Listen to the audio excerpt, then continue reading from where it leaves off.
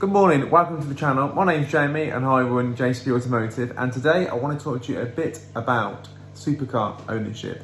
Now, I've had a Ferrari 360 for 18 months, nearly 2 years, and I just wanted to talk a bit about the cost basically of running a car like that in this world today. A lot of people want to get involved in buying supercars, they're afraid of running them, what they're like to be on a daily basis, things like that.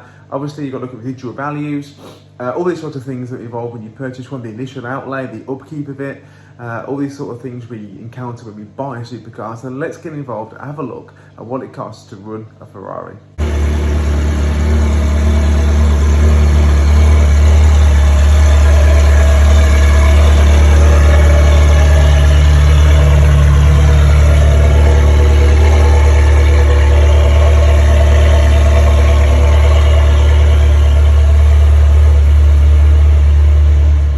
So the important bit at the start is the initial outlay. Where are we going to buy the car from and how are we going to fund it? So obviously in terms of buying the car, not everyone's got the money in the bank to go and buy a car like this in the first place. So it's got to be an affordable solution. Is it a monthly payment structure? It's going to come from a finance provider or from a personal loan or from a car they're part exchanging or selling to buy the car they want to buy. So there's a lot of companies now that are very good that do affordable repayments for the supercars. So Magnitude Finance, JBR Capital are all finance providers for older supercars and cars that have a great value. Now a lot of these cars are not going to go anywhere in value, they're only going to go up. So that's why a lot of companies will invest in them rather than the worry of them depreciating, because they know that they're only going to go one way in value. So they have a good residual value, so they will be able to finance them. Obviously, they won't finance any old car, so you're going to have to get it thoroughly checked out before they do. So it has to be inspected by the RAC and things like that, I imagine, before you go and buy it.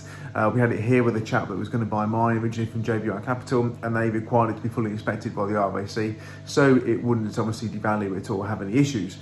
So that is one way. And obviously, buying the car in the first place. So if you're part exchanging a car, obviously if the car's at a dealer, you can part exchange your vehicle. Obviously the gap in the middle, you will be able to fund through them or for yourself.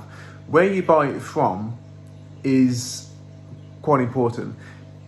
A lot of these cars are at different dealerships all over the country, and some people will demand that they have a full Ferrari service history or a full Lamborghini service history if it's a Lamborghini or whatever. Now that's not always something that I would look for when purchasing one. Yes, it has to have the correct history, but it doesn't have to have it all with the main dealership. You've got to bear in mind when you go into these places that a lot of the equipment on the cars these days is not what you would class as an OEM product. So for example, the mass airflow sensors in a My 360 are not Ferrari made, they're made by Bosch. So you don't have to go to Ferrari to get the Ferrari part. If you go to Bosch and get the part, if you know the part number, go to Bosch to get it all from a supplier. The part number is the same, it just comes in a Ferrari box. So you'll be charged £600 as opposed to £100 for exactly the same part. So that's obviously the case throughout the whole genre of supercar ownership. If a main dealership wants to replace a bush or a dust cover on a lower arm, for example, on a 360, they want to replace the whole arm. You don't, which is over £1,000, and there's a lot of them because there's 2 arms per wheel. You don't have to do that. You can just get the dust cover, which are £18 each. So all these sort of things, obviously, it's good to research. Companies like Superperformance provide the parts, and obviously you don't have to go to Ferrari to get them fitted. There are lots of specialists out there. SureTech are local to the Midlands in Loughborough, and they do a fantastic job of maintaining my car. So you can still have the paperwork and the approved parts, you just don't have to go to Ferrari to do it.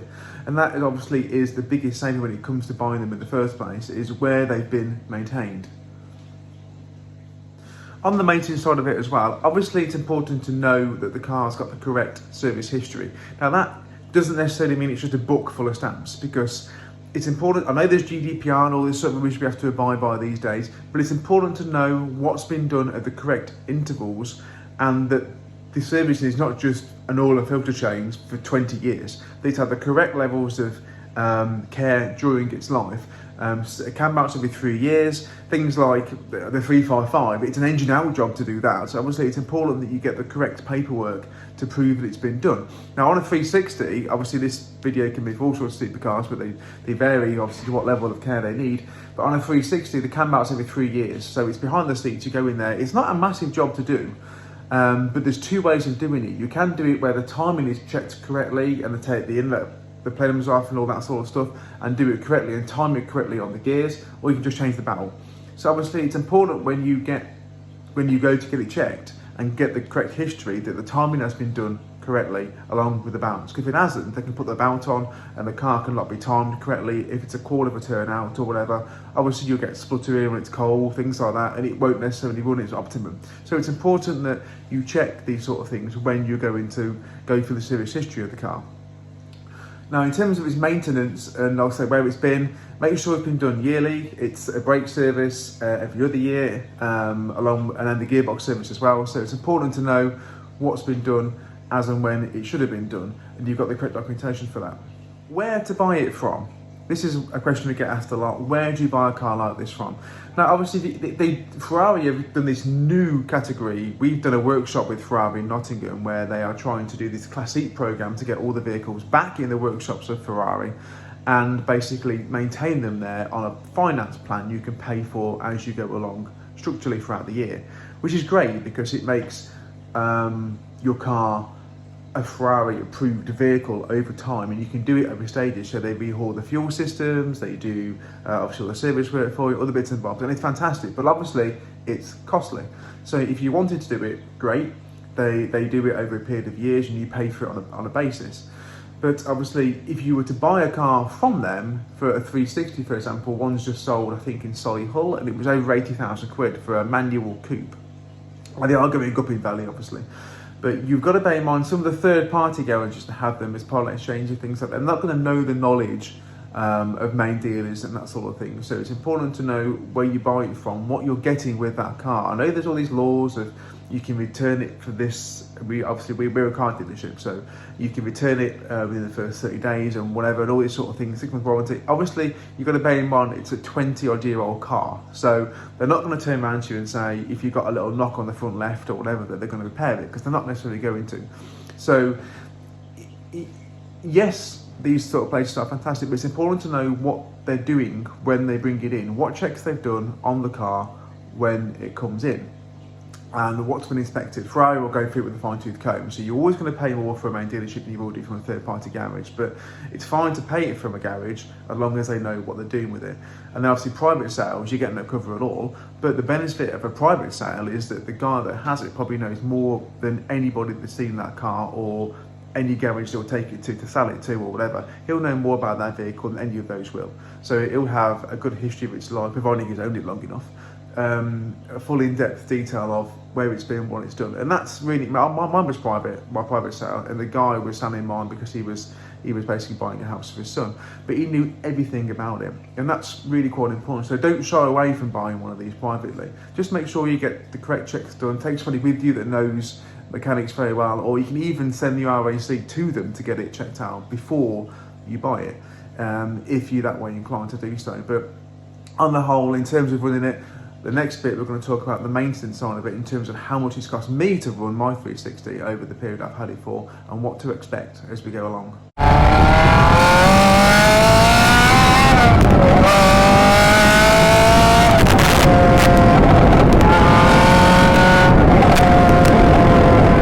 So, what did it cost me to run my Ferrari over the period of, let's say, nearly 2 years?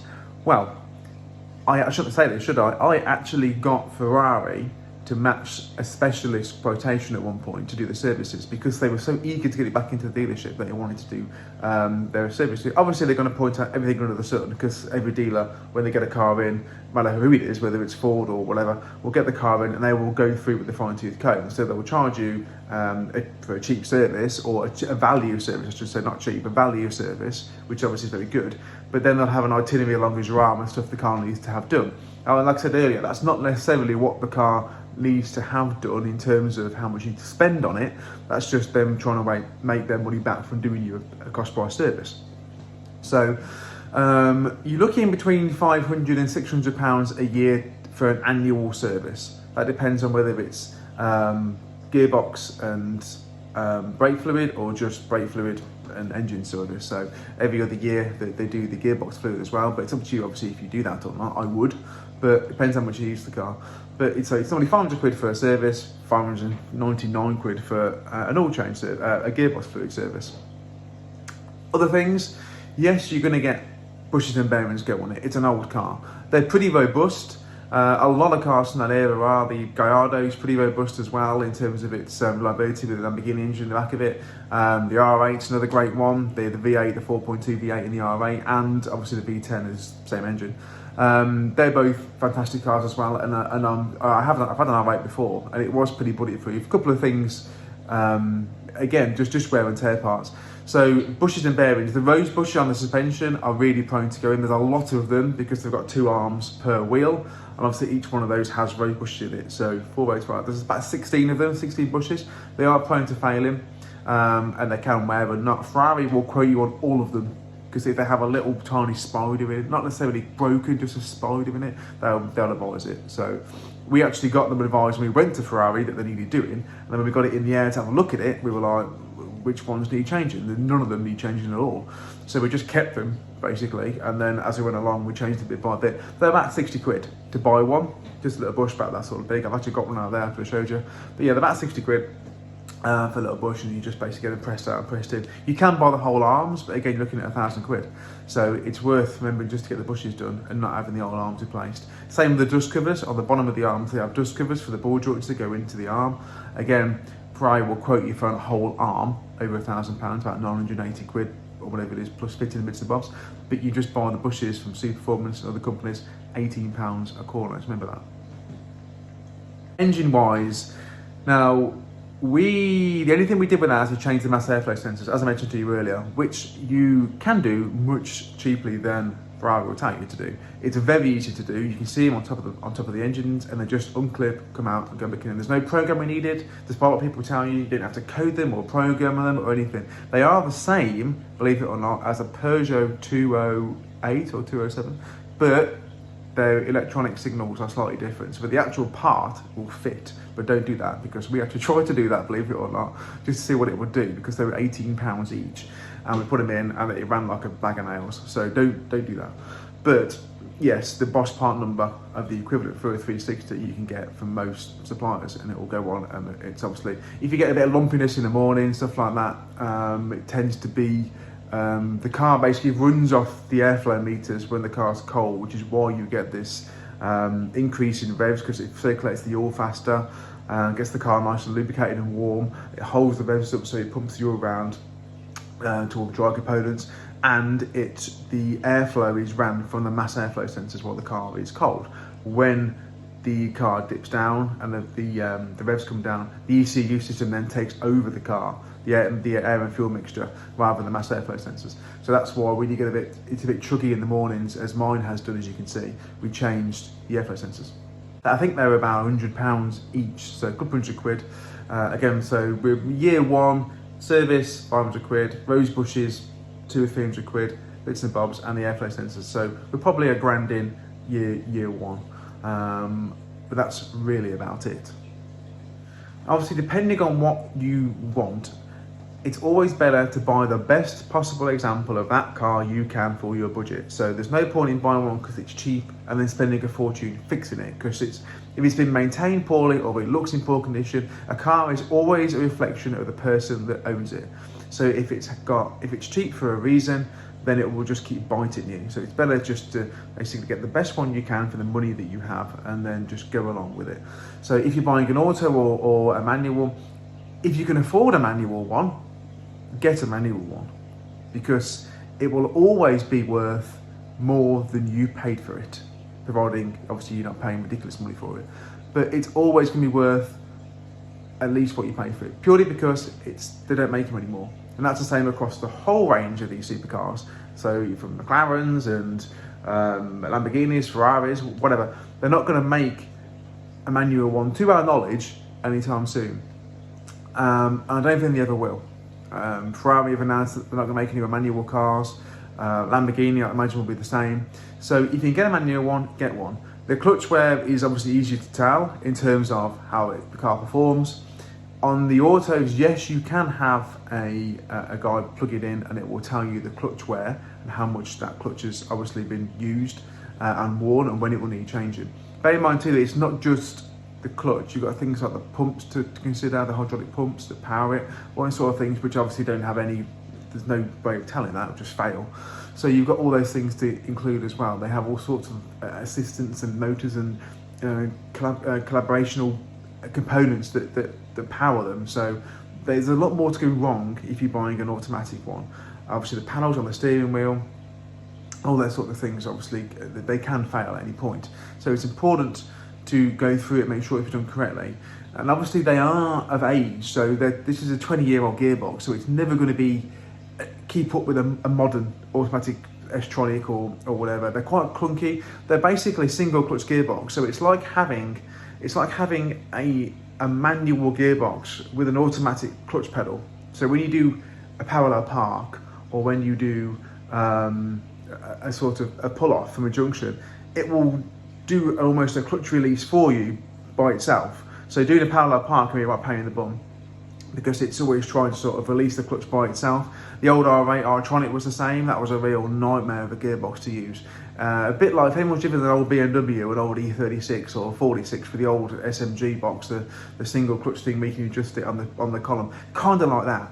So it's a bit finicky, and it can be quite vicious too, because it sort of pelt you through the gears as it goes along. So if you're going into the idea of it being a superb gearbox, on a track they're pretty good, but day to day they can be a bit dim-witted and a bit annoying. So if you're going to get a manual one, I'd get a manual one. And I promise you, having a gated gearbox on a Ferrari is you'll never tire of it, ever. Now, clutch wear. Wherever you go, you're not going to get any change out of $3,000. That's before you do the flywheel. So if you're going to change the clutch, the flywheel, I think it's about 6 hours from memory to do. Mine didn't need doing, so I haven't changed mine, but I did get quotes for it. Just prepare yourself. Obviously you've got a budget for it, because it can happen at any point. So if you're going to have your yearly services plus your clutch on top in say roughly 2 or 3 years, if you're driving the car pretty well, you're going to be looking towards the clutch, I imagine, in the 3-year period if you're having it. So that's sort of where we'll go. 20,000 miles, you're doing all right to get a clutch. 30,000 miles, you're doing fantastic. You're right to get a clutch out of one. So depending on how far you go, 30k you could do without it needing one, but 20-ish is more the realms of it, because they're not Ford Fiestas. You're not going to drive like a Ford Fiesta in it. So 20,000 miles is about between 20 and 30, I'd say. You definitely need to start looking at a clutch. So about 3,000 quid. So if it's approaching that time scale and hasn't been done, make sure you budget for one pretty soon. If it has been done, you've got a way to go yet before you need to do it again. But yeah, that sort of period. F1s do eat clutches more than manual ones do, depending on how you drive.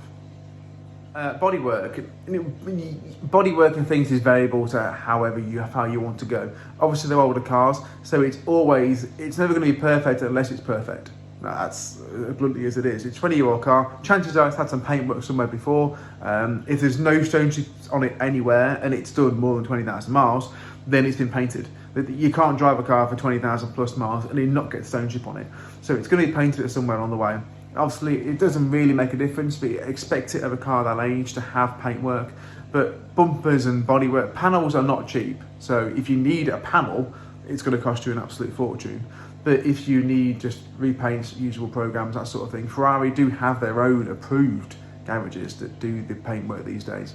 But any specialist garage can match the Rosso Corsas and the colours quite well. It doesn't fade very much, so it's not really a colour you can get wrong. It's quite. I had bump painted on mine when I first got it because the stone chips really matched perfectly. So there's no real wrongness there in that. You do get a lot of chips down the side of them. They're obviously quite bulky at the back, so the back of the cars you can get quite chippy up by the top vents on the rear and down by the lower vents. They do get quite chips up there, so it's important to check those. Again, if there's none there and the car's done 20 or 30,000 miles, chances are it's been painted. So there's no problem with being painted, just check the quality of the work that's been done. So have a look underneath it, check underneath, there's not paint everywhere, all in the wheel arches, there's not paint under the seals, all over the tyres, the wheels, and obviously all the track rod ends and lower arms and anti-roll bar links. You'll see straight away what job it's been done like. And again, around the windows, it's had the windows area painted, had the glass been taken out, is the paint mark all over the rubbers, is there any tape marks on the, one sort of things you'll be able to tell when you have a look. They are prone to, they can't really rust because they're aluminium, but they have oxidation. So where the wheel arches are under the lips there, they are prone to oxidizing. So if you catch it on, if it's in the lips, if you can feel it and it's bubbly and rusty, about what feels like rust, it's oxidizing, then it's not end of the world. You can just get the arch lips done on the inside of the wheel arch, and then obviously you won't see it. But if it's creeping around the front, then obviously you need to get that done because it goes up the wheel arch. So up the wing basically. So it's important to check that. If it is underneath the arches, get it done straight away. You're probably looking at 200-300 quid just to get the arch, the inner arches flicked under, make sure they do a good job of it. But yeah, but you want to get that done as soon as you spot it, because it comes with the wings, you end up painting the whole wings. Electronics, yeah, it's a 20-year-old Italian supercar, so you're going to get a couple of things electronic wise. On the whole, again, not too bad. Remember, a lot of the electronics in them are not Ferrari made. But the biggest one we had was we had an ABS module fail. Now, you have to do some research regarding the parts they fit to them because they come from all over the place. Now, believe it or not, when I researched the ABS pump in the 360, it's a really rubbish place they put it. And in the front, when you open it up, there's a panel that comes away in the front area, basically in the boot to the front, and that panel comes away. And there's like a plastic screen which goes in front of that to stop any water stuff getting into the electronics of the car. And there's the ABS pump sits down there. And mine had, where the plug goes into the connection on the module, the actual plugs itself had corroded. So the module was fine, but the plugs that go into the module had corroded and failed. When I pulled the connection out of the pump, the actual pin came with it and it was all green, and it was basically like a battery discharging itself, where you get that horrible sort of powdery fluid on top. So, and the pin had come out with the module, so I couldn't replace just the module by itself because we need the electronic component to go with it. The actual module was fine, and that was the problem. You can buy a module and the actual ABS pump, apart from the last number on the part number, the whole line part number, the last one was different, and that was exactly it looked the same as a Citroen Picasso. It was no different to one in a Citroen Picasso, which was about £14 on eBay, but the last number of the part was different. And when I did some digging and inquired as to why that was the case, it turned out that it was a Bosch part. It turns out that Ferrari, when they were new, programmed the ABS modules so you couldn't replace them by any other part. So you couldn't just bodge one in from a Picasso or something like that. It wouldn't work, purely because Ferrari reprogrammed them, so you had to buy the part which was a Ferrari part. It became a Ferrari part. So obviously that was the biggest problem I had. And that was just that module. So that won't just be the case with that. There'll be other systems in the car that will have that programming. So they will only be available from other vehicles initially, that when they come into the car, they are modified to fit that particular vehicle. So they will only work with that correct part number.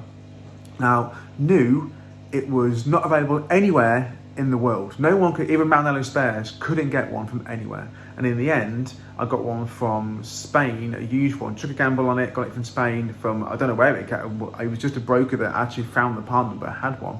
And it was about £950, but new, it would have been £5,000 if somebody had one in the country, or in the world. Nobody had one. Not even, and that's another problem that you're going to get with these cars is some of the parts Ferrari can no longer get. So even though they want to charge you 5,000 quid, they can't because they can't get one. And that is the case with the other vehicles too out there. So the other cars that are going to come of age where you can't get parts for them from main dealerships. BMW are great at it. I've got an E38 from 1996, which is obviously older than the Ferrari, and I can get all the parts for that still from BMW. Gaskets, all sorts of things, pumps, bolts, everything from BMW. But there's going to be some manufacturers like Ferrari where they're going to discontinue the parts, and then obviously that becomes a right problem. So you have to go used, and then it's just finding the right way or right place to source one. So do bear that in mind, that will be an issue. Like I say, 900 quid, I think it cost me in the end, plus the fitting and bits and bobs. So we're probably 1,200 quid in on that. So we're coming to the end now of the total cost. But just things like that you got to bear in mind, that you can't get parts from these sort of vehicles nowadays from normal places. So you do have to bear that in mind, that you do need to do some digging when you're looking at buying one, just to maintain it, make sure you get, and if you can get any spares for it at a decent price, just buy them and keep them, because if you don't need it, somebody else will. So you can always sell it in the future. So any spares that are obviously good quality, that are good value, I will just buy them and keep them, and then you've got one spare, and obviously if anyone else needs one, you've got one as well. So total costs: 2 annual services, bushes, bearings, the ABS pump, and some other bits and bobs. We're probably bordering 3,000 quid. That's all it's cost me in maintaining it over the period of time I've had it for. They are pretty bulletproof. They don't go wrong very often, as long as they're maintained well. So the timing, as I mentioned, has to be correct, all these sort of things, but they don't go wrong very often unless they're really abused. The engines in them are pretty strong. Obviously, correct oil is needed. They need to warm up, things like that. But they are pretty strong. You don't hear many stories of them blowing up. I've never heard of one piston coming through the side of a block or anything like that. Even at this age, they're still pretty strong. Electronics are the Achilles heel. Like I said, make sure you get the correct. You can get the correct part numbers, and you can do some research and find the parts across the world. You can still get them from places. Just make sure of that. Make sure you do the correct history when you buy the car in the first place. But they will not sting you to keep them running as long as you have a good one in the first place. And that's really about it. You don't need a pit crew of people to maintain one. They haven't got to go back to Ferrari every 5 minutes to be inspected and checked. They're mechanical enough that it's quite obvious when there's something wrong with them. They don't need a computer a lot of the time to plug it in to find out what system's failed. It's quite obvious what's wrong. That's the joy of them, is they are very raw, they are very exposed. A lot of cars in this genre are, and they're quite easy identifiable when something does go wrong, what it is. But yeah, if you budget £3,000 a year, and that will include a clutch service within the 3-year period, so £3,000 a year, and you'll get your clutch done as well. Over the course of 3 years, you're looking at about 9 to 10 grand of maintenance, and you should be well within that bracket. And in that time of the 3 years, as long as you look after it, I'm fairly confident that any expenses you will put into that car, if you put 9 grand into it, you will get it back when you sell it at the other end. Guys, I hope you enjoyed this video. I hope I've not bored you to tears, and I hope it gives you a little insight to what it's been like to own my Ferrari over the course of almost 2 years now. Don't be afraid of them, don't be scared, get involved, get one while you can, look after it, and I promise it'll be the best thing you ever do.